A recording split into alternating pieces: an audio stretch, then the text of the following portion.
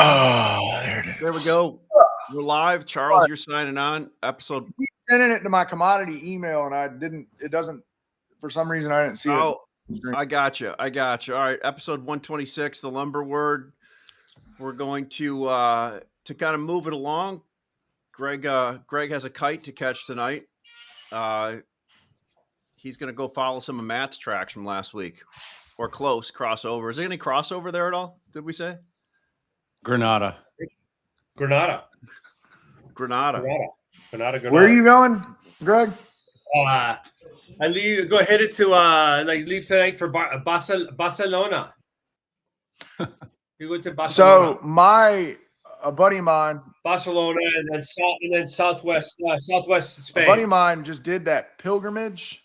Yeah, I know what you're talking about. He did. Yeah, he walked it. He walked the back half because he met one of his buddies that already did the front half. Yeah, and he walked like 125 miles in 5 days. Yeah. Do you stay at the hostels along the way? I will not be doing that. High-end places. No, I'm sure he stayed at a hostel. He's cheap, just like me. I got you. Well, let's.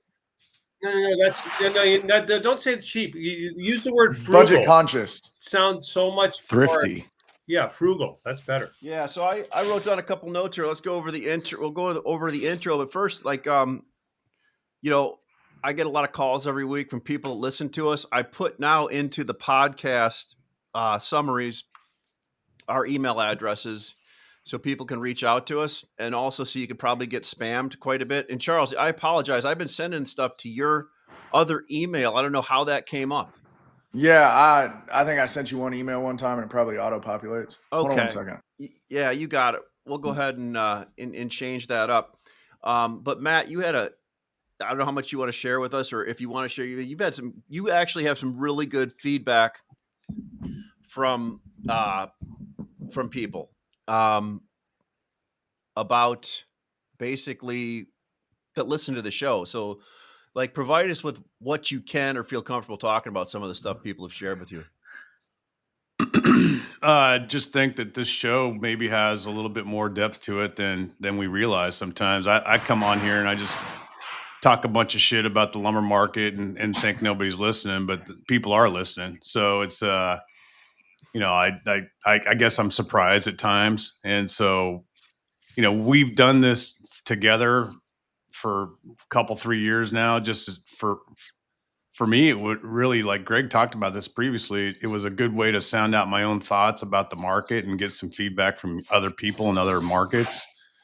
We can bounce different ideas off each other, and sometimes I'm right and sometimes I'm wrong, but it feels like it's just a good mental exercise every week to go through this and get out of the West Coast mindset. I'm not bringing in vessels to Baltimore. I'm not in the yellow pine production or consumption business, and so this is a tool for me to learn.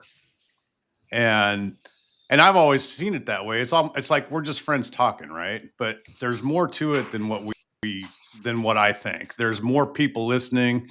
There's decisions being made. There's, other people are either confirming or denying their own thoughts on the market based on this little podcast here, which surprises me, I guess. Sometimes you just don't think about the bigger, wider picture that's paying attention to what we say. Yeah, man, I don't get any phone calls. Disclaimer on there, I just think it's good that we have the disclaimer. I don't get any phone calls. I talked to a guy. I talked to a guy this week, Charles. Why does nobody like you, Charles? I don't know. No, I talked to a guy. I talked. Yeah, you're like the fourth wheel. A guy this. I like week. even numbers. I talked to a guy this week that actually listened to our podcast for the first time last week on LinkedIn. Didn't even, and he said he does get from you. He does say he gets email. He goes, I get emails from that Charles guy on the show, but I've never talked to him yet. Who are? So, offline. So people hear you. People are listening to you. So I'll give you some feedback on that one. And I know, Matt, did you get any feedback on those cars from the show last week at all? Did anybody reach out on that?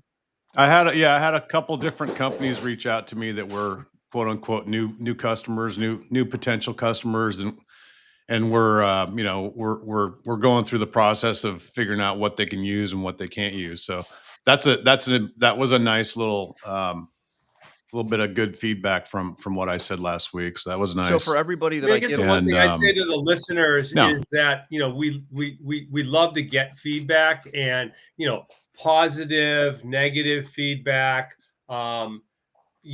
Like share that with us, because that's, we can make the show better. I mean, honestly, to Matt, you said it perfectly. I mean, hey, we do this for us.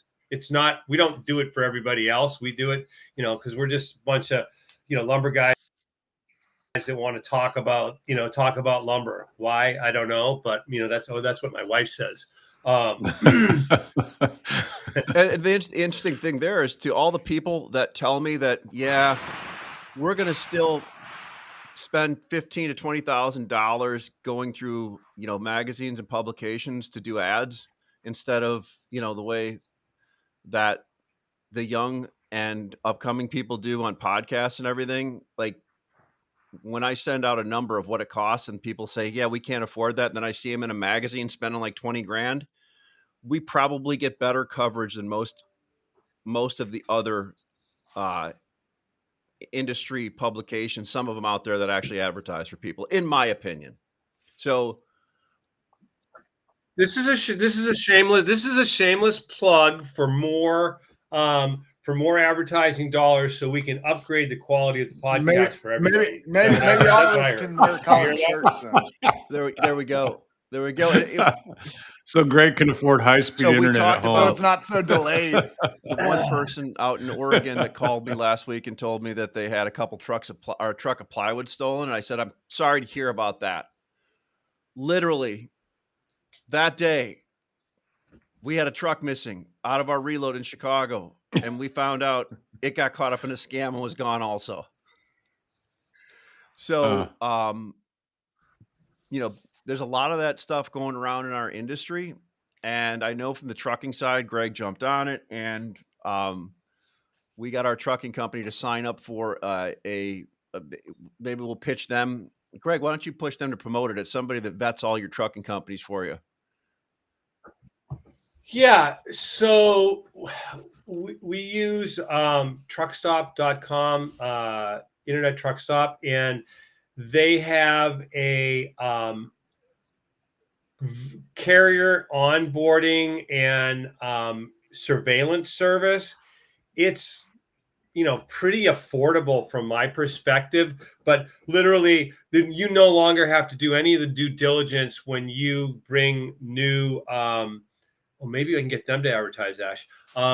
They should. When you bring new carriers on, they've already vetted. They'll keep up with the insurance, the authority, and monitor it that way. So I just figured it's a no-brainer. I mean, if it saves me, I mean, this is more prevalent in the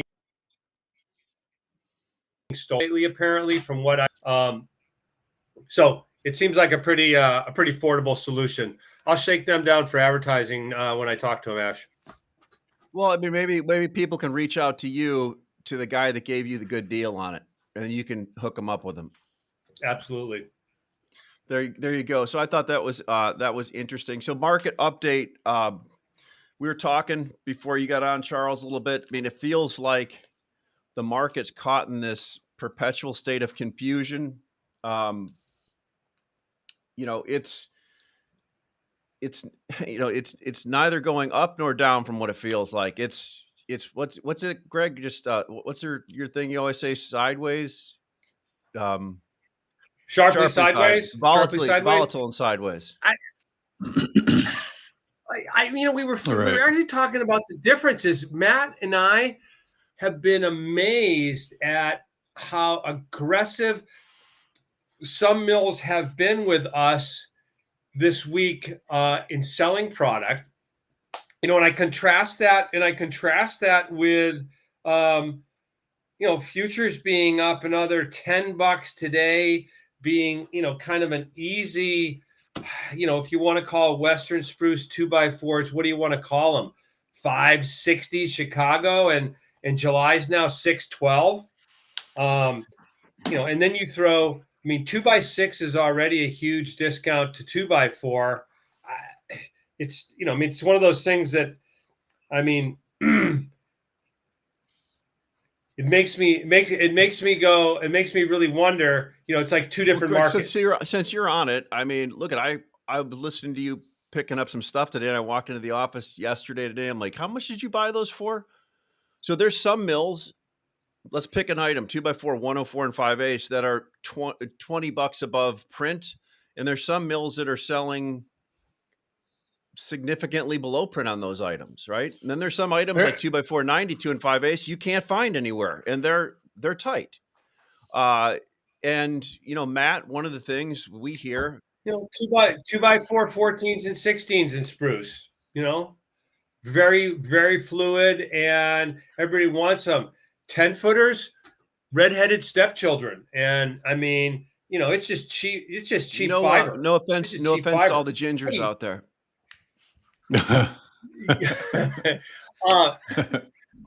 Speaking of cheap fiber, let's talk about SYP. Okay. Kudos to Charles. Charles, you said that 2x6 had stopped going down. It was one of the only things on print that had zeros across it yesterday. So, Southern Pond. Yeah, great. Tell me, Swami, what's next? I don't know that it's going anywhere, but it stopped the bleeding for a moment. They plugged a hole in the boat, but you got to get Southern Yellow Pine Mills to actually sell an order file longer than 7 to 10 days. And I think we've talked about that multiple times. 4-inch is still weak. 8-inch is kind of firmed up a little bit just because it got so cheap. 12-inch really hasn't done anything. It's kind of a conundrum. But if you look at print, you look at it and you compare the spreads between 4 and 6-inch across zones. Changes in 60 days. Did we mark all that down so we, you got it on the wall so we'll be able to pull it up? We recorded it. It's on the video. Yeah, we got it. That's a new way of taking notes. Okay. Yeah. No, it's I have it, and I'll put those together so we have it. We burned that episode. We're like, we need to get them up on the website so that we can see the prediction. Charles, will these mills? So I keep seeing the one highlight I see. 4-inch east side keeps that $75 premium to that central or more, but as Greg, we pointed out, how much is 4-inch down since the expiration, the May expiration of the new contract? Like the 4-inch? $100. $100. $100. Yeah. Are we going to fall another $50 on 4-inch, Charles, or what? Where are these guys? Composite, you're probably going to see another $20 to $30, right? From a composite perspective. Because if you look at east side 2x4 16s, cash market, you're, low to mid fours, right? 420 to 445, depending on where it is, what it is, how quick you need it, etc. And that's on the east side. Central, different story. And what I was referencing was if you look at print and you look at the spreads between 4 and 6-inch and west and central, those are actually healthy spreads. I think the spread between them is $20, right? Now, if you look at 6-inch on the east side, it went down to central and west. Between 4 and 6-inch or between 4-inch? Hold on. 4 and 6-inch. Think about this as it settles. Between 4 and 6-inch or 4-inch? 4 and 6-inch. If you go right, central right now is 116 on the west side, 102 in the central, and 155 on the east side. So my point is that if you look at the spreads on the east side and how they've settled in the west and the central at realistic levels, and 6-inch is trading like in kind at a $30 premium on the east side to basically everything else, right? 4-inch has got some hot air in it, dramatically on the east side. Yeah, you're talking, 16s on a cash basis, like I said, low to mid fours on the east side, and $400 in the central. So you've got on a print basis, you got $100. I don't get it, dude. I'm selling number 3 for more than yellow pine number 2, and it's it sells. It's not like I just sit there and sell one truck every week or two. Stuff is pretty liquid. I don't understand how yellow pine 2x4 has fallen this far this fast. Because it's a truck market. Do people just stop using it in the summertime or something? It's like, it was up 100, it was up 200 at one point, like 45, 60 days ago. It was up quite a bit. And then it's just gone into free fall for some reason. Meanwhile, spruce is stabilized. You can see the boards up a little bit here. The cash prices have stabilized. The Hemfer 2x4 market is stabilized. I mean, some of the prices we were trading at 60 days ago, low 500s, Chicago on 2x4 and 2x6. Now, 2x4 in spruce and Hemfer is 550 to 580 Chicago, depending on who you talk to and what kind of a tally. And there's traction. Like, I mean, you can sell more than one car a day at those types of prices. It's not going away, but it's definitely stable. Meanwhile, yellow pine 2x4 just has gone below number 3 spruce.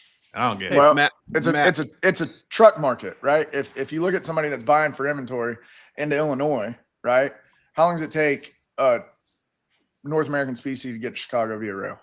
I have no idea, so I'm legitimately asking. Call it Doug Fur. 3 weeks. So if I buy today and I have to plan, say, 30 days in advance, barring any interruptions, the mill is going to see more order flow faster than a Southern Yellow Pine mill is. So your order flow is going to be lagged by an immediate need in the South versus what y'all see. And that's evident because typically when car species, we'll call them, fall to a point that's a budgetary buyer and investment level, and pine kind of follows, they always rebound first because your order flow comes faster because they have to plan ahead.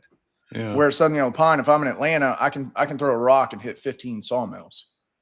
Right? Oh, you don't have it this Thursday, you have it next Wednesday. Okay, cool. I'll buy 3 trucks. That'll carry me for the next week and a half. Right? So that means that they must have made a lot of 2x4. Well, they did. They It was overburdened such the a big 2x4 premium, demand. and they had to. I think the thing that amazes me is how much what's happening now is mirroring last year.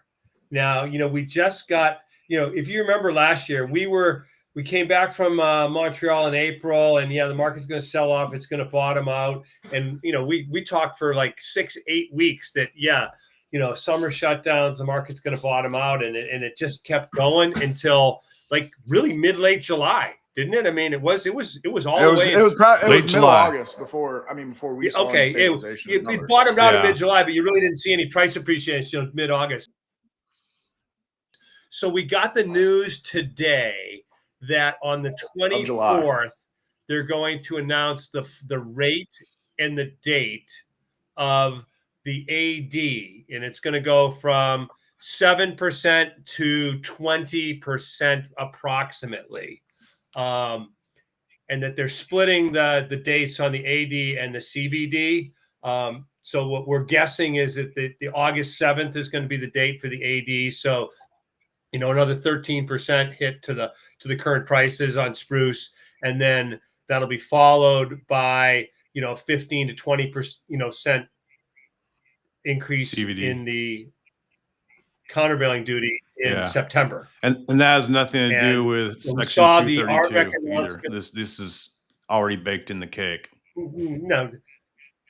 Matt, we were in Montreal. I said 232. I'm just saying that will come up because we don't want people to get those two things confused with each other. What Greg's talking about is a long-term agreement that we've already made.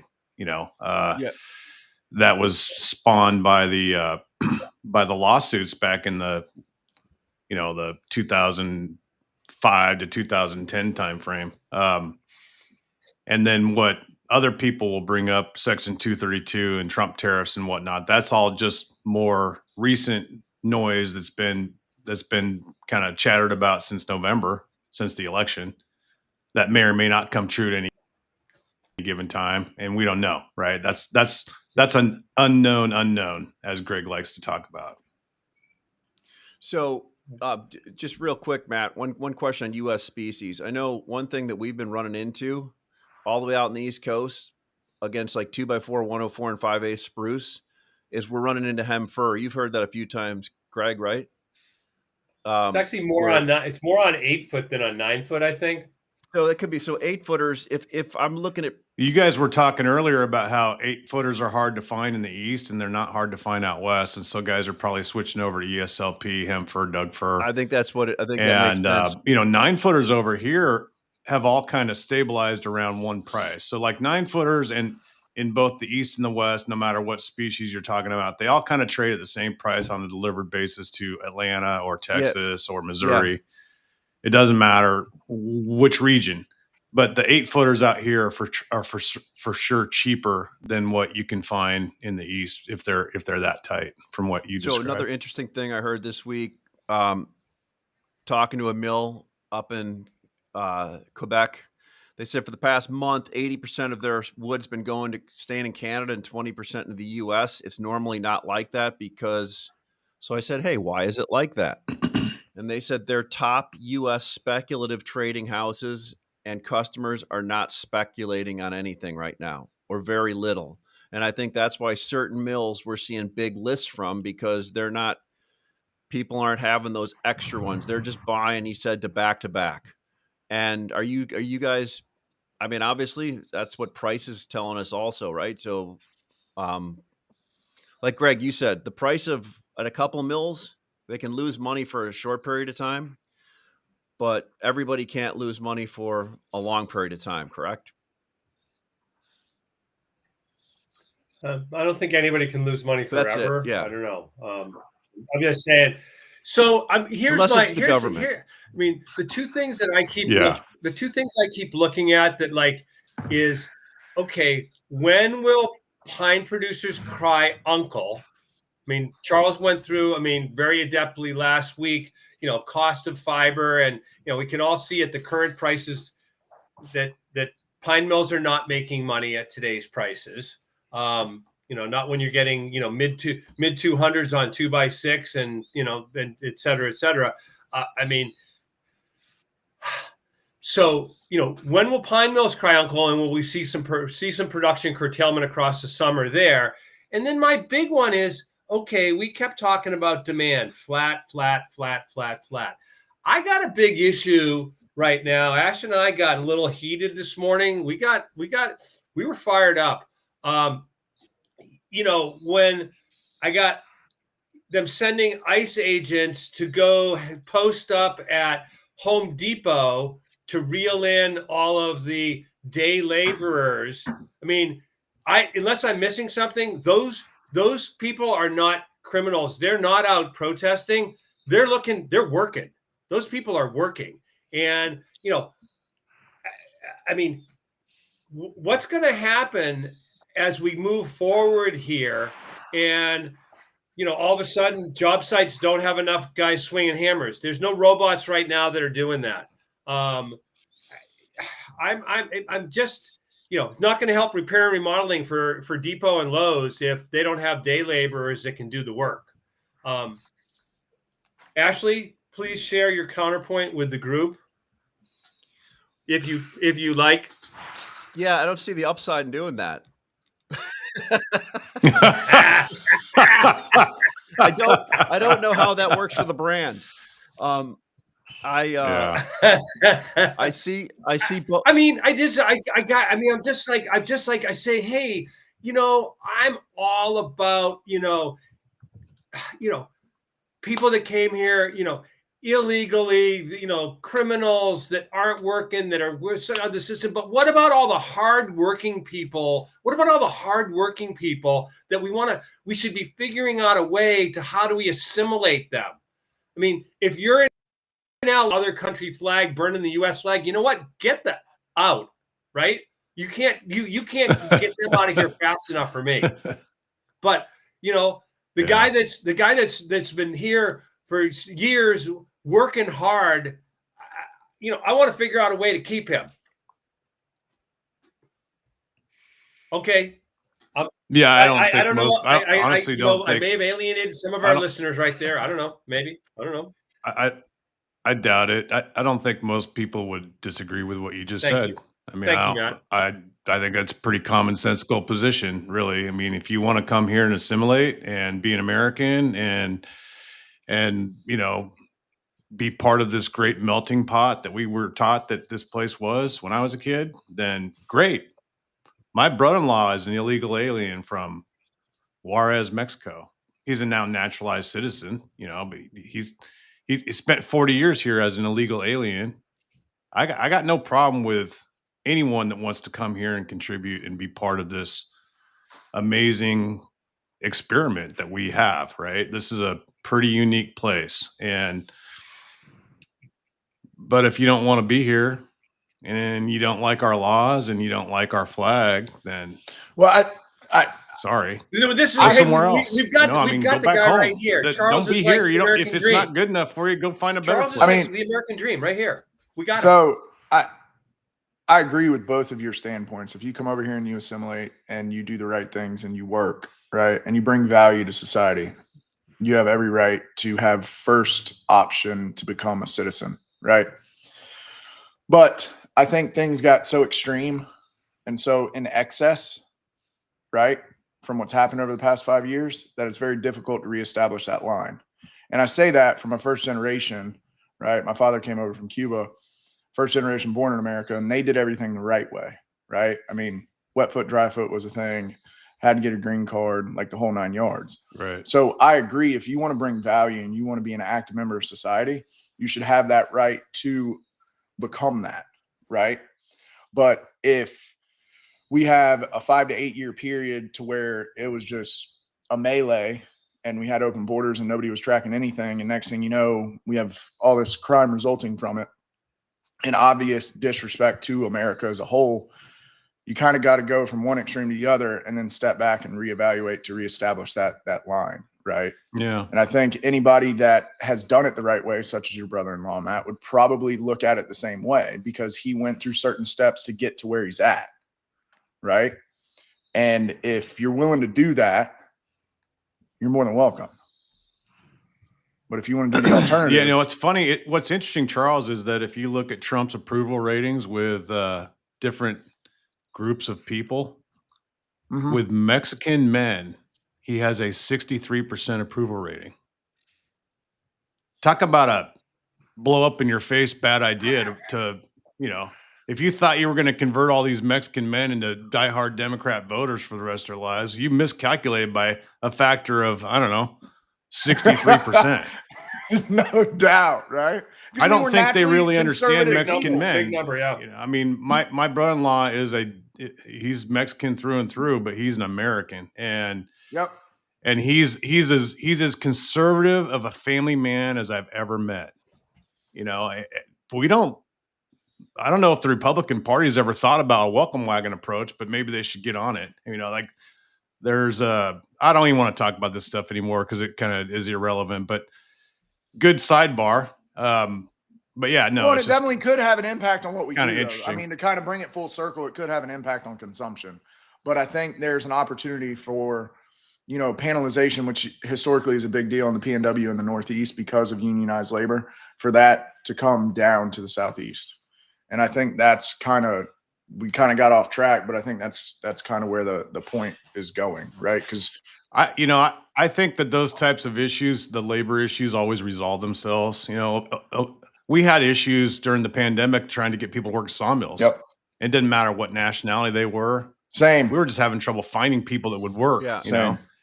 And so we figured that out. Eventually, those labor things, there'll be a disruption, and we'll go through a period of just problems, but it'll get resolved. And usually, it just gets resolved with better working conditions and better pay. Right? That's kind of what solves that problem. But I do want to talk about something that's sort of related to this, which is the overall economy from the top down. We're just one part of a big multi-trillion-dollar economy here. And there's some indicators that things are getting better, right? Better than some people expected. Core inflation was 0.1% last month. And if you look at some of the building stocks, our buddy Sig called in. I was talking to him the other day, and he pointed out that the building stocks were up 4 or 5% here recently. Thinks that the big money at Wall Street is bullish on the future of housing and construction. At what point are rates going to fall, or is the general public going to just accept 7% mortgage rates and just get on with their lives? And you see an increase in demand in housing. And that's sort of what I'm getting to here with all these ideas is we might have a better second half of the year than what I've been expecting. Cause I've been thinking we're just stuck, but maybe we aren't. Maybe things are going to get, 10% better on the demand side. Matt, to add to Thoughts? your point, like we only need them to get like 3 to 5% better to have a significant impact on the market. Yeah, I mean, so like to add to years ago when I was being negative on the economy, I kept telling Greg I'm going to wait for housing prices to come down before I buy anything, and he's like, just buy a house and quit like waiting on it. And I did, and the market was fine. It goes down, it goes back up, but markets climb the wall of worry, right? And like, so there's one thing I've seen on X and a couple other social media things why I sometimes hate looking at them, because it's like you're jumping into this non-ending cesspool of just terrible stuff. So when people talk about housing on there, there's this whole faction in there that basically think all boomers should be kicked out of their homes and they're the ones responsible for the high value of homes. And I'm like, it's the craziest thing I ever hear. Like, it's not taking any personal responsibility for anything. And I think it's really an asinine comment and an asinine thing to look at like that. If that's pointing the blame because you can't afford My something. suggestion is to stay off those social media sites. Yeah, no doubt. Because I mean, look at, I think the economy is getting better, and I think it will get better. And I mean, what other? I'm gonna take the counterpoint to all of that and say, from the producer standpoint, they should look at where we are right now and assume that it's not going to get any better and plan accordingly. And I'm kind of working under the I'm assuming that, from a market position, it's not going to get any better. This is as good as it's going to get. And so I should build my business around that, because if it is better, that's great. That's absolutely fine. The adjustment to that gets taken care of. The problem is if I think things are going to get better and I plan for that and I'm disappointed, that's my worst outcome. And that's what I want to guard against, that really bad outcome, which is having hope in one hand and shit in the other and putting them together. Yeah. No, that's a good, because you know what I end up with. Well, you're going to go to Europe for a couple of weeks and you'll come back with a different mindset. Trust me on that one. And only positive I can share is that the market usually rallies when I'm out of the office. So, you're welcome. I'll just say you're welcome now. Sometimes just being gone for a week or two is good to just sort of reset your brain and the way you're thinking about things. It certainly didn't hurt me to be gone for a couple weeks and then come back and take a fresh look at it with some new eyes. And what I can tell you is, since I've been back, and then I'm probably going to wrap it up after this, but since I've been back, I have more mills calling me than customers. And until that changes to where I have more customers calling me than mills, I'm just going to feel like there's no reason for me to speculate. Ashley, you talked about mills talking about no speculation. Well, there's absolutely not much reason for me to speculate. There's, there's good orders, there's great orders, and then there's bad orders. And all I want is, if I can just find enough good orders each day to just regional great order, I'm happy. Hitting singles and doubles right now is all I can expect. Don't want and not trying to hit the home runs. I think that is a mistake in thinking. And until something changes, like I said last week, I'm just going to let the market's going to have to lead me to wherever we're going. I don't think we're going to see what we saw last year, where we went down an extra $100 after Greg called the bottom. We just languish. Damn, Greg. Oh, yeah, I'm sticking the knife in. Zinga. Hey, you know what? I own it. Wow. I own it. I own it. Look, Yeah. I'm just, I'm happy I'm not the only one I'm who gets just thrown messing under the bus around here. here. I don't think Yeah, yeah. I don't think there's $100 I to, own that. I I own don't that. think there's $100 to give up right now, right? We don't have the same issues right now that we had last year at this time. I think people's inventories are well in check. There's not this massive glut of euro laying around. You know, the cheapest species in North America isn't euro, it's yellow pine. And we're talking about curtailment redheaded pricing, stepchild, dude. right?